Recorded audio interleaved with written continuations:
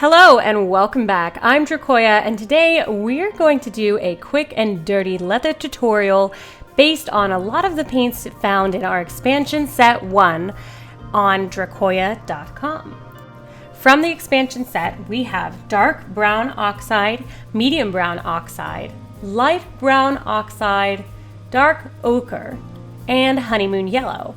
Then I'm going to add a violet just for fun from the base set.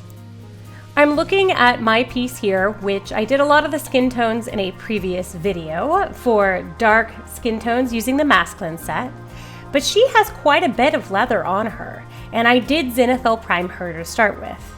That zenithal priming is crucial to make sure we know where to put our highlights and our shadows.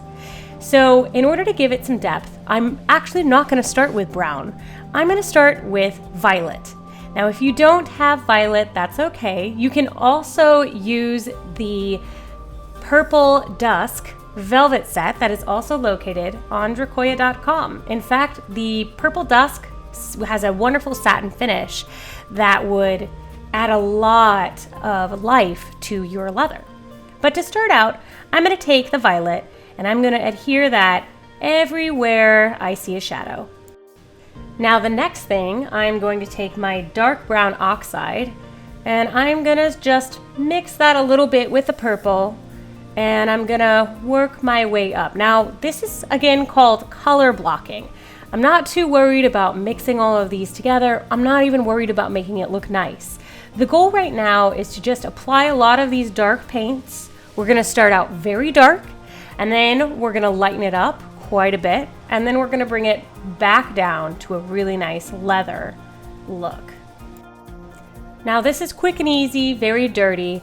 This isn't going to take a lot of your time. You don't need to worry about making it look pristine at this point. We just want to get the basic color on the model.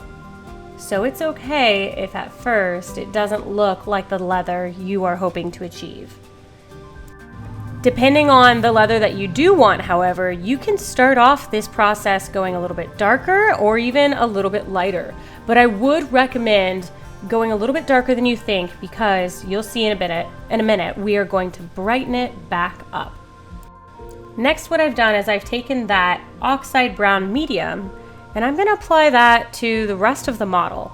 So we had violets in the shadows, we had oxide brown dark mixed with a little bit of violet as our next step up, and then in most of the other areas we're just going to take that oxide brown medium and apply it everywhere I see more of a highlight or a light placement with our zenithal priming.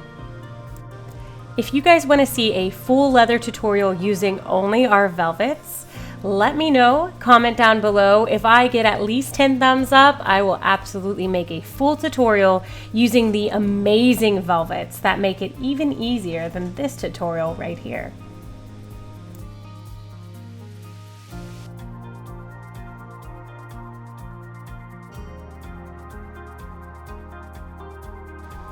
At this stage, all I'm worried about is getting the paint everywhere I want a leather look to be.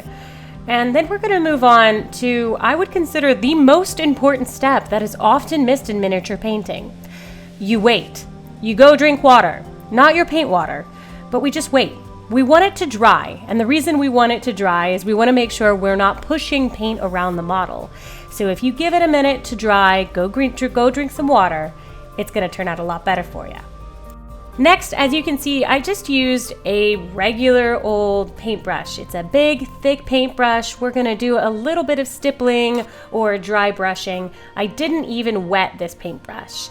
It's just an old one that I have lying around. I'm gonna take some of that medium to light brown oxide that I mixed together, and I'm gonna use this paintbrush to just kind of mush or stipple in the areas that I know I'm going to want to lighten up my leather. So for this particular model, you can do this on the chest area where I know she's going to see a lot of the sunlight. The sun's coming from above her, so I want to make sure that I stipple a little bit of that on her shoulders as well. And again, we're just going to let that dry just a smidgen, and then we're going to move to the next step. Using my Kolinsky Kimera brush found on Dracoya.com, I'm going to take my honeymoon yellow, which was that very light yellow from the expansion set. And now this is where we're going to really start having that leather effect. We're just going to start creating scratches in random areas all over the surface. So rather than taking the honeymoon yellow and blotching it on again and creating a highlight, we're just going to start creating a worn, scratchy leather look. Now, if you've ever really looked at leather, you will see that there's a lot of lines in there, and there's a lot of different splotchy colors behind those lines. So we've already created the splotchy colors using our last paintbrush. And now with my number 2 from Kimera, we're just going to start creating a lot of light highlights using the honeymoon yellow. I'm also going to take the purple or the violet, and I'm going to start throwing in some of the highlights or the shadows as well in the areas that I know I'm going to need it. I don't want to cover those up too much. I'm not worried about making them stand out just yet. I really just want to focus on making enough scratches throughout the surface so it has that nice worn appearance that we want. What do you guys think so far? We're not quite done yet, but now's a good time to remind you to please like, comment, and subscribe to help support the channel. Every week we're going to be putting out more tutorials, and we would really appreciate it if you would give us a thumbs up. As I'm going back and forth between the honeymoon yellow, adding these scratchy highlights, and then the violet, using that for our shadows, you can see that because I used violet instead of black, it gives it a lot more depth in the model, as opposed to if I just used black, it would reduce the amount of color that's in the model, and it would also reduce the amount of life. Because we're using a lot of these other brown and yellow colors, not only does it make the highlight on the leather pop, but it also creates a lovely vibrancy in the shadow that's very complementary to the rest of the model. As you do this, if you find that you got a little overzealous with your scratches, don't worry, don't freak out, go drink some water, take a second, and just know that what you can do now is you can take some of the washes, or you can create a wash from your medium tone, just like I'm doing here. And I'm just creating a wash and adding that back into my recess areas that I really thought, that looks really nice. I love the scratching effect that I have, but it's just a bit too vibrant for what I want her to look like. No problem. I'm going to take a wash and I'm going to go back and just slightly glaze over my work. That's not going to take away the scratches, but it is going to reduce how vibrant they look. Again, kind of just dulling it down a little bit so it's a little bit more of a natural leather.